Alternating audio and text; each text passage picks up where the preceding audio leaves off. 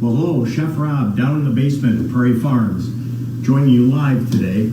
Today we're going to make a far Breton, which is a French custard cake. Very simple cake from the west coast of France. The province of Brittany is famous for their dairy products, the home of galettes and crepes. This is going to be very similar to a flan. It's going to be similar to what's called a Parisian flan, but a little bit different. Maybe you're familiar with something called a clafoutis. Be similar to that too. But this is a great cake to make for something a little bit different to serve in the morning with coffee.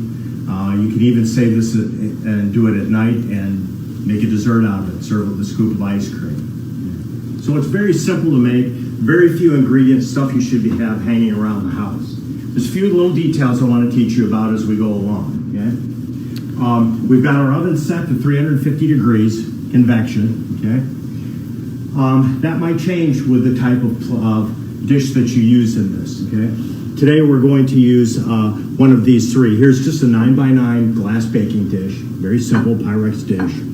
You could use a 9x9 metal baking dish. If this was going to be used, I would cut your temperature on your oven about 25 degrees. Anytime you use a dark surface, it reflects and radiates a little bit differently, so I would cut the temperature a little bit. Today we're going to use my French flan pan here, and I've got a little sheet pan underneath it. Okay, so for our ingredients, they're very simple. Traditionally for this far Breton, we would use prunes, but that didn't go over so well with some people.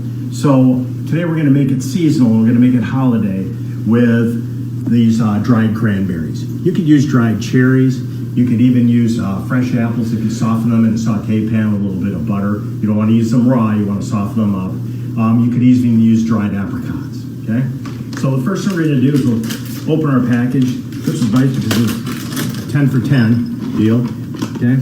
So we need about 80 grams, more or less, of dried cherries. Okay. And we're going to soften these. Traditionally, in Brittany, France, you would use rum. Okay. You don't have to use rum if you don't want.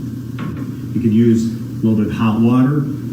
What's traditional in some places, if you're softening raisins, is use actually hot tea. You can put a couple spoonfuls of hot tea from your tea mug in, just to get them softened up a little bit. Okay. So like I said, we're going to use this French baking dish or gratin dish, and we want to butter this really well. Okay. I think I've showed you the trick before of using a little butter wrap. I save these in a plastic bag and keep them in the fridge. But I put a little bit of softened butter in here because you want to butter this really well, and you'll see why when we plate up at the end here. Okay? So we want to give it a good whack of butter. You want to do it the real French way. Do it butter it like this, put it in the fridge for 10 minutes, bring it back out and do it again. Okay? Okay? So we're all set with our butter there. Okay, so now we've got our dried fruits softening up, and we're going to use 100 grams of powdered sugar, which is about 3/4 of a cup plus 2 tablespoons powdered sugar into our mixing bowl. Okay. We need 3 whole eggs, and remember that if you crack your eggs and put them in a bowl, always cover them so they don't get a skin on top. Okay. And we're going to just whisk these together. It takes a little bit of doing with the powdered sugar. You could use granular sugar if you like, but the powdered sugar is the true way that I was taught. Okay? So we just bring the powdered sugar into the eggs before we start going to town with this. So it takes just a bit to get the powdered sugar incorporated.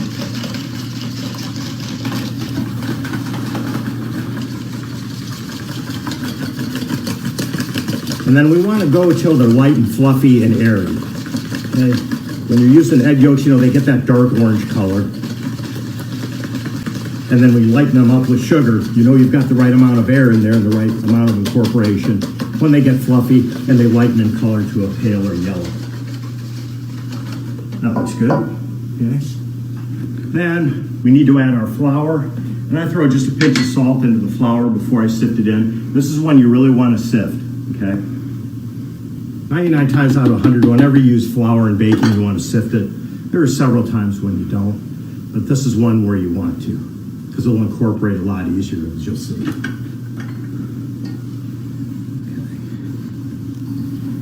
And just gently, so you don't take that flour shower.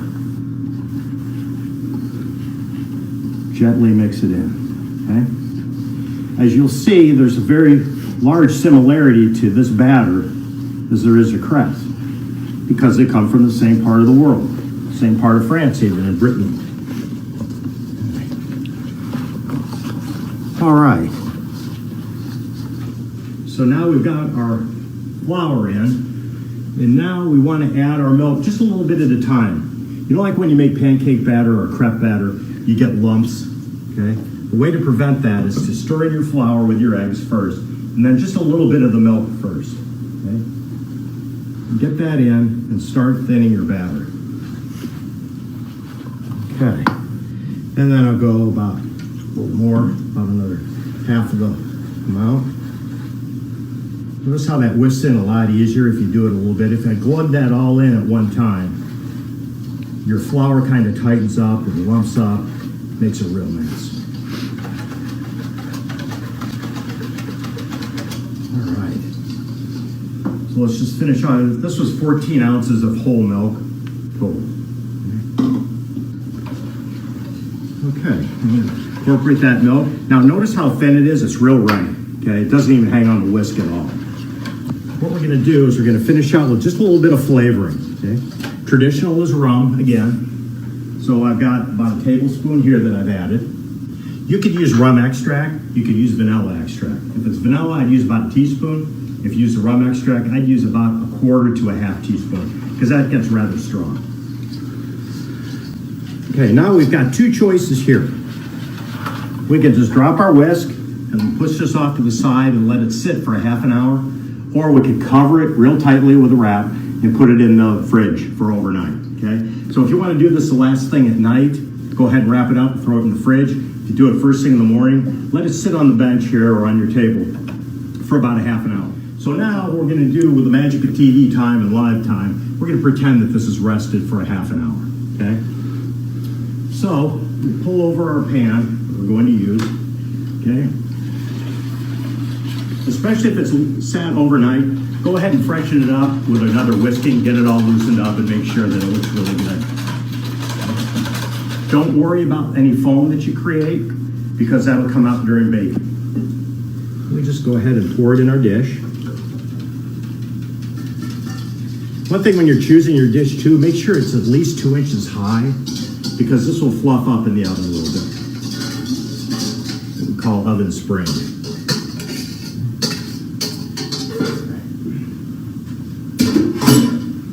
Okay, now we've had our fruit that's been macerating here in the either hot water or tea or cognac or rum or whatever you like, and then we can just sprinkle this in. Okay.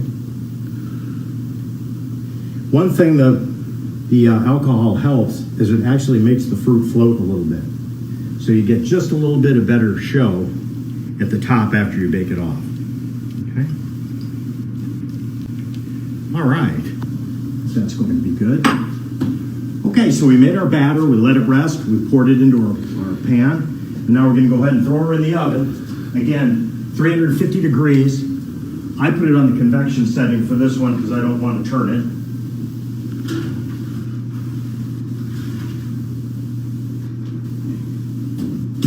All right, so that goes in for about 60 minutes.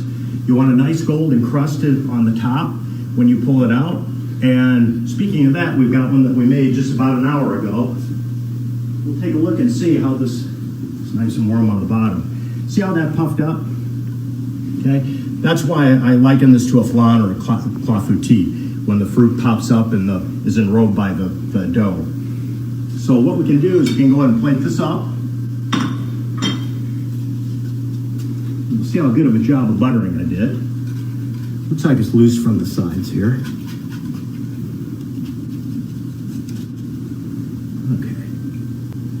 Go ahead and cut this into a square. You could probably get 9 nice little squares out of this. Let's see how she comes out. Okay.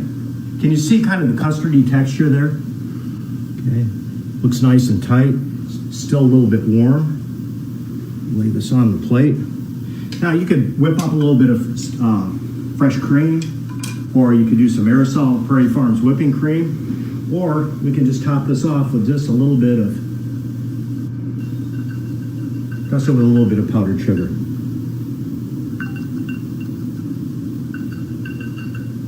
Okay. And there you have a French custard cake. Now, when you're looking for baking supplies, go to your friends at Prairie Farms for heavy whipping cream, cream cheese, butter, and whole milk, plus a variety of sour cream and other fat levels of milk.